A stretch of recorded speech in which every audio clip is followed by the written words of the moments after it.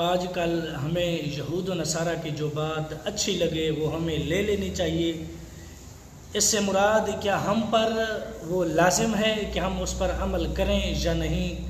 یعنی یہود و نصارہ کی کتابوں میں جو باتیں ہیں ہمارے لیے جو مفید ہیں، ہمیں جو فائدہ مند لگتی ہیں، ہم ان پر عمل درآمد کریں گے یا نہیں، اس کے بارے میں بات کریں گے۔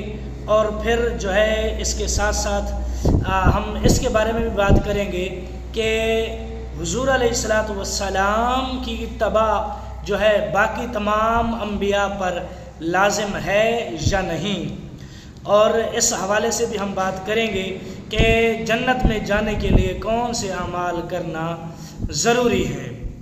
تو بغیر وقت ضائع کیے شروع کرتے ہیں۔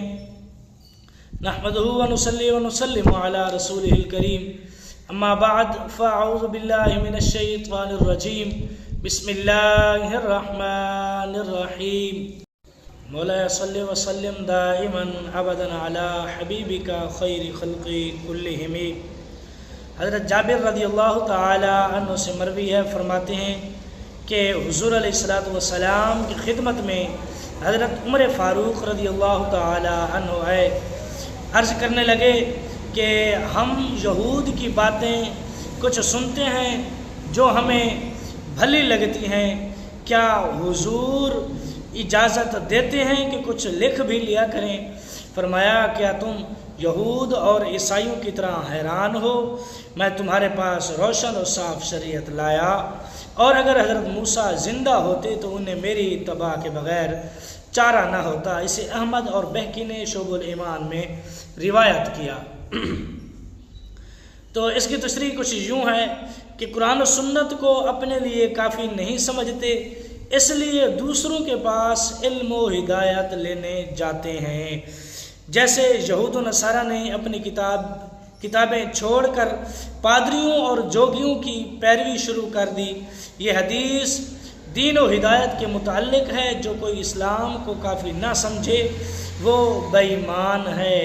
دنیاوی چیزیں ہر جگہ سیکھی جا سکتی ہیں، یعنی دنیاوی ہنر کوئی بھی ہو، دنیاوی کام کوئی بھی ہو، وہ ہر جگہ سے جو ہے سیکھا جا سکتا ہے، ہر جگہ سے وہ علم لیا جا سکتا ہے، مگر یہ دین اسلام ہے۔ اس لیے وہ حدیث ہے، کلمہ حکمت مسلمان کی گمی ہوئی دولت ہے، جہاں سے ملے لے لو، لہٰذا حدیث متعارض نہیں، یعنی لینی بھی اس جگہ سے چاہیے جو صحیح ہو، جو عالم حدیث ہو، صحیح عقیدہ ہو اس کا، اس لوگوں سے لینی چاہیے۔ پھر اس کی تشریح بھی آگے آ رہی ہے کہ فرماتے ہیں کہ اس سے لوگ عبرت پکڑیں جو بے دینوں کے رسالے، بد مذہبوں کے جلسوں میں جانے سے احتیاط نہیں کرتے۔ فاروق اعظم جیسے مومن کو اہل کتاب کے علماء کی صحبت سے منع فرما دیا گیا۔ یعنی حضور علیہ الصلاۃ والسلام نے حضرت عمر فاروق رضی اللہ تعالی عنہ کو منع فرمایا کہ کیا میں کافی نہیں ہوں؟ کیا جو میں لایا حدیث و قرآن و حدیث لایا کیا وہ کافی نہیں ہے؟ کیا تم اس پر عمل پیرا نہیں ہو سکتے کہ تم دوسروں کی بات کرتے ہو، غیروں کی بات کرتے ہو؟ یعنی موٹی بات یہ ہے کہ حضرت عمر فاروق رضی اللہ تعالی عنہ کو منع کر دیا گیا، تو ہمارے اوپر بھی یہ لازم ہے کہ ہم بھی جو ہے اسی قرآن و حدیث پر ہی عمل کریں، اس کے علاوہ ہمیں کسی اور جگہ منہ مارنے کی ضرورت نہیں ہے۔ بے دینوں کو یعنی عیسائیوں سے، یہودیوں سے جو بھی بات بھلی لگے ہمیں ان سے لینی نہیں چاہیے۔ یہ جو آج کل لوگ کہتے ہیں علم ہے بھائی، علم جہاں سے بھی ملے لے لو، ٹھیک ہے بھائی لے لو، اچھی بات ہے، ہم اس کے معترض نہیں ہیں، یعنی اعتراض کرنے والے ہم نہیں ہیں۔ ہم یہ کہتے ہیں جو اہل دین ہیں، جو متقی پرہیزگار ہیں، صحیح العقیدہ ہیں، ان سے چاہے وہ جس کا بھی وہ ہے، جو بھی بندہ ہے، جیسی بھی شکل و صورت میں ہے، تم اس سے علم لے لو۔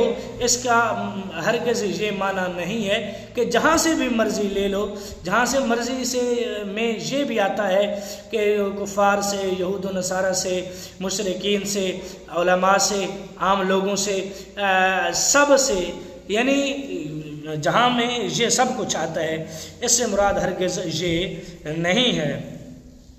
پھر آگے فرماتے ہیں کیونکہ اللہ تعالیٰ نے سارے نبیوں سے حضور کی اتباع کا عہد لیا تھا، لَتُؤْمِنُنَّ بِهِ وَلَتَنْصُرُنَّ، تو تم ضرور اس پر ایمان لانا اور ضرور اس کی مدد کرنا۔ یعنی تمام انبیاء پر یہ لازم ہے کہ وہ حضور علیہ الصلوۃ کی اتباع کریں، حضور علیہ الصلوۃ کی پیروی کریں، یہ تمام جو ہے باقی انبیاء پر لازم ہے، کیونکہ اللہ تبارک و تعالیٰ نے تمام انبیاء سے جو ہے عہد لیا تھا کہ تمام انبیاء جتنے ہیں وہ سب کے سب حضور علیہ الصلوۃ کی اتباع کریں گے اور اس کی مدد بھی کریں گے، کیونکہ حضور علیہ الصلوۃ اول بھی ہیں، آخر بھی ہیں، خاتم النبیین بھی ہیں، اور اس کے ساتھ ساتھ امام الانبیاء بھی ہیں۔ تو اس لیے حضور علیہ الصلوۃ کو یہ درجہ دیا گیا کہ اور حضور علیہ الصلوۃ اللہ تبارک و تعالیٰ کے نور سے بھی ہیں، اس لیے تمام انبیاء پر حضور علیہ الصلوۃ کو فضیلت دی گئی۔ پھر تم ان کی امت سے میرے ہوتے ہوئے ہدایت لینے کیوں جاتے ہو؟ آفتاب کے ہوتے چراغوں سے روشنی نہیں لی جاتی۔ آج مسلمانوں کو بھول کر اس لیے دوسری قوموں کے خلاف اور امانت داری کی تعریفیں کرتے ہیں، یہ ہمارے جیب کے گرے ہوئے موتی ہیں جو اوروں نے اٹھا لیے ہیں۔ یعنی یہ کہتے ہیں کہ غیروں سے روشنی، غیروں سے جو ہے یہ سب کچھ نہیں لینا چاہیے، کیونکہ کہتے ہیں یہ جو روشنی ہے یہ ہمارے ہی موتی ہیں، ہماری ہی جیب سے یہ گرے ہوئے ہیں، لوگوں نے اٹھا لیے ہیں، ہم نے اٹھانے کی جو ہے اس کی توفیق نہیں ہوئی یا ہمت نہیں ہوئی۔ کہتے ہیں کہ دوسری قوموں کے اخلاق اور امانت داری کی تعریفیں کرتے ہیں، یعنی ہم دوسروں کی جو تعریفیں کرتے ہیں، دوسروں کے اخلاق کی بھی تعریفیں کرتے ہیں، دوسروں کے سب کچھ کی تعریفیں کرتے ہیں، دوسروں کی امانت داری بھی کی تعریفیں کرتے ہیں، لیکن ہم جو ہے خود اس پر عمل پیرا نہیں ہوتے۔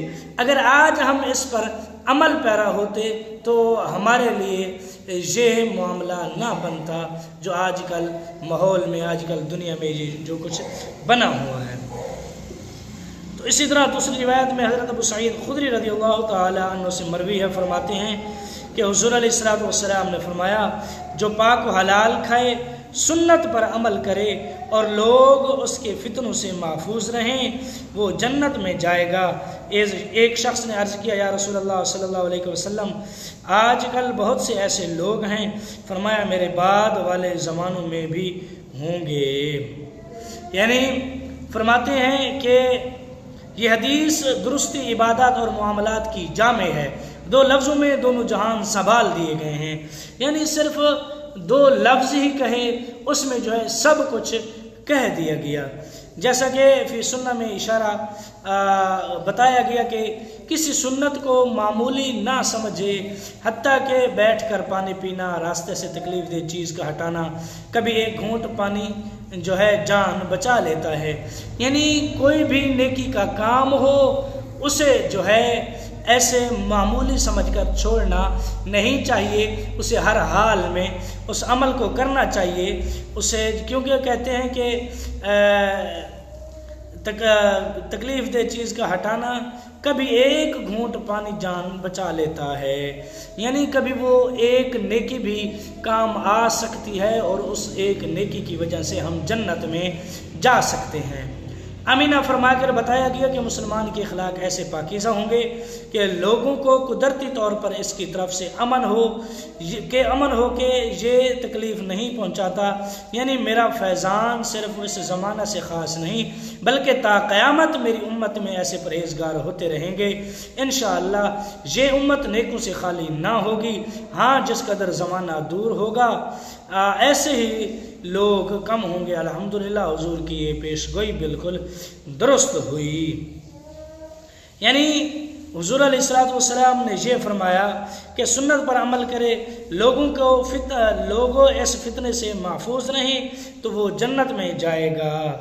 تو کسی نے عرض کیا کہ یا رسول اللہ صلی اللہ علیہ وسلم کہ ایسے لوگ ہیں، تو حضور علیہ الصلوۃ نے فرمایا ایسے لوگ میرے جانے کے بعد بھی ہوں گے۔ تو آج کے لیے صرف اتنا ہی۔ اگر میری ویڈیو اچھی لگی ہو تو چینل کریں سبسکرائب، ویڈیو کو لائک اور شیئر ضرور کریں۔ ملتے ہیں کل کی نئی ویڈیو میں، دعاؤں میں یاد رکھنا۔ کل تک کے لیے اللہ حافظ۔